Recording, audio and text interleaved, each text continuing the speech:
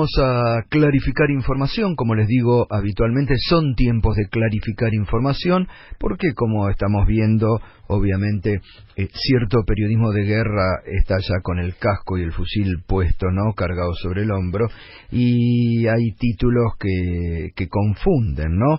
Por ejemplo, hoy el diario Clarín dice, subirán hasta el 75% los impuestos en la provincia de Buenos Aires, y bueno, eso ya a mucha gente en los tiempos de ajuste, y sobre todo acostumbrados que durante el gobierno macrista todos los meses te aumentaban impuestos, ABL, el tarifazo impagable, ya la verdad que empieza a preocupar.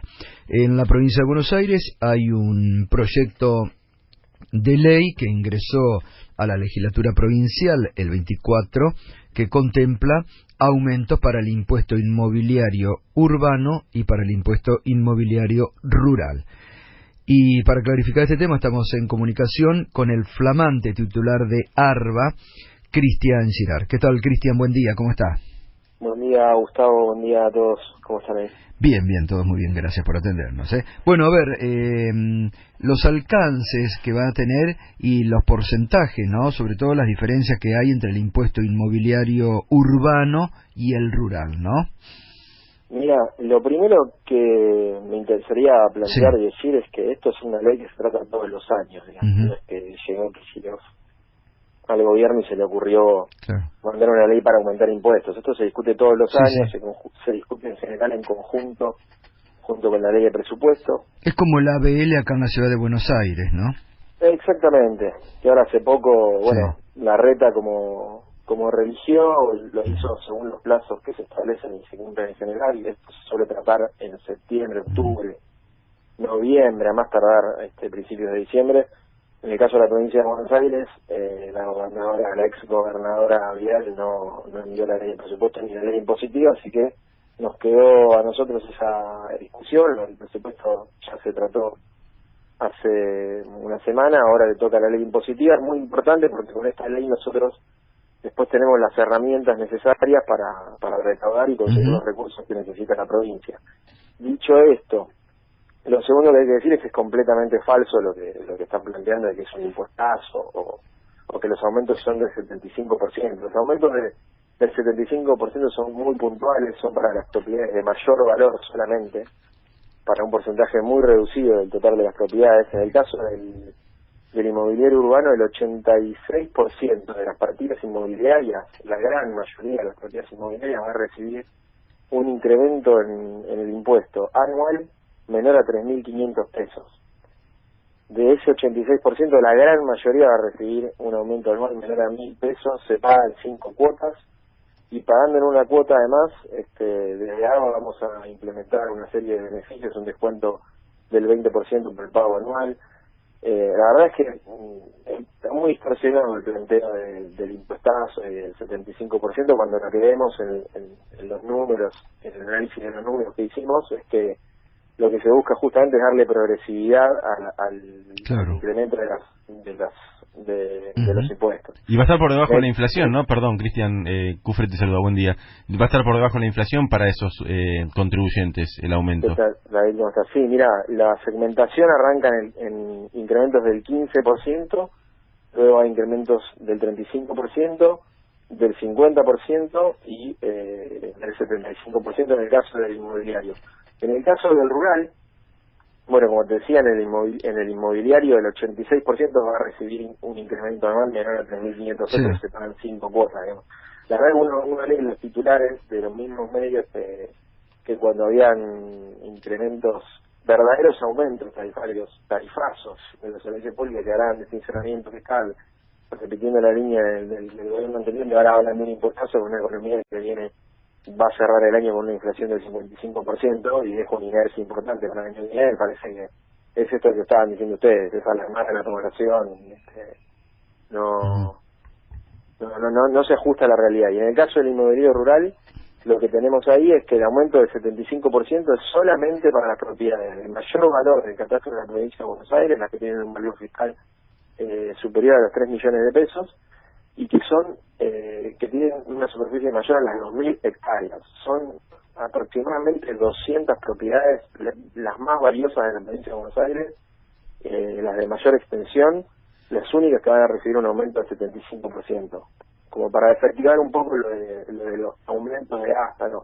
En el caso del rural, la mitad de las propiedades va a recibir incrementos por debajo del 60%, del 55%. Así que la verdad me parece que es importante desactivar esta línea del impuestazo. No hay ningún impuestazo, se buscó preservar la capacidad de recaudación de la provincia, pero sí dándole un poco de progresividad, que paguen menos los que menos tienen y que paguen un poco más los que más tienen. Obviamente que con los descuentos y pagan una cuota, la variación del impuesto está en línea con la inflación de este año, así que podemos decir que en promedio lo que buscamos es que no haya un aumento en términos reales del pago de impuestos en la provincia de Buenos Aires. Cristian, ¿y otros impuestos, ingresos brutos y el impuesto a la herencia, el impuesto a los sellos, en ese caso, qué ocurre? Mira, en ingresos brutos y el impuesto a los sellos, lo que pasa es que hay un condicionamiento establecido por el Consenso Fiscal que se firmó en 2007 y que recientemente el presidente Fernández junto con los gobernadores decidieron suspender su aplicación para 2020, lo cual implica que hay que replicar los techos en las alícuotas establecidos en el cronograma del año 2019. Así que ahí no hay cambios respecto de los techos de ingresos brutos, no hay innovaciones.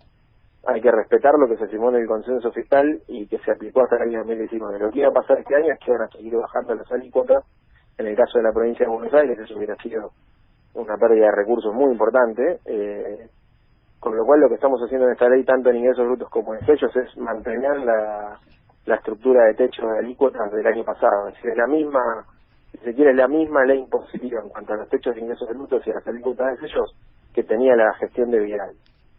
Claro. Y en el caso del impuesto a la herencia no introdujimos ninguna innovación. Es un impuesto muy progresivo, pero que tiene muy poco peso en la estructura tributaria de la provincia. Mira, para tener una idea también, en los recursos totales de la provincia el impuesto inmobiliario pesa 4%, es realmente menor, no es que la provincia se financie con eso para funcionar. Ingresos brutos sí tiene una participación importante, en torno al 35%. Claro. ¿Inmobiliario contando el urbano y el rural, 4% nada más? Sí, de los ingresos totales, ¿no? Si hablamos de los ingresos de la provincia es el doble, porque la provincia, los ingresos provinciales representan un poquito menos de la mitad del total.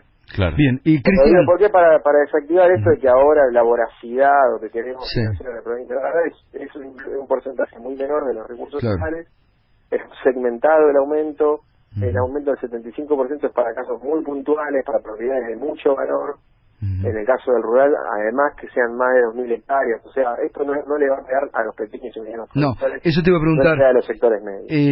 ¿Quedan exentos de esta suba del impuesto inmobiliario rural las propiedades de hasta 100 hectáreas dedicadas total o parcialmente a la producción tambera y hasta 50 hectáreas para la producción agropecuaria, ¿no? Exactamente, hay una serie de exenciones también para la zona sudoeste de la provincia, después también hay exenciones o beneficios en el caso de que haya emergencias o catástrofes, en el caso de inundación.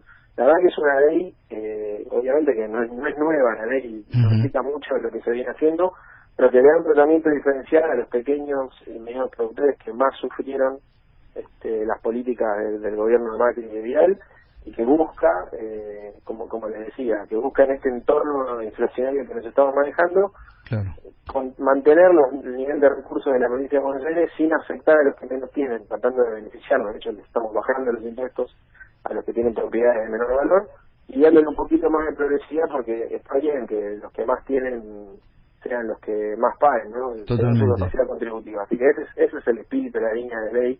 Hay que bajar un poco la espuma, digamos. Sí, totalmente. Bueno, sabemos como siempre, por eso es muy importante la comunicación de estas, porque si no, sabemos que, cierto periodismo de guerra ya está con el casco y el fusil puesto y hacen lo imposible para confundir o tratar de generar en la población un clima de desinformación y de alarma, ¿no? ¿Cómo han podido hacer ya un balance de cómo estuvo el tema recaudatorio en la provincia o cómo venía ARBA recaudando a la provincia? ARBA venía, obviamente que el consenso fiscal tuvo un impacto muy negativo en la capacidad de recaudación provincial. La provincia perdió autonomía financiera en los últimos años, producto de las políticas aplicadas por Vidal y sobre todo por la firma del consenso fiscal.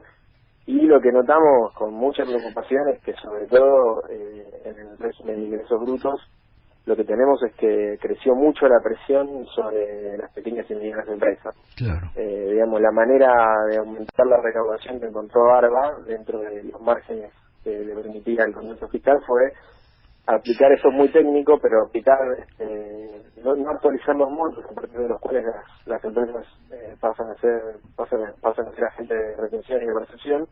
Entonces lo que hace ARBA es anticipar la recaudación, ¿sí?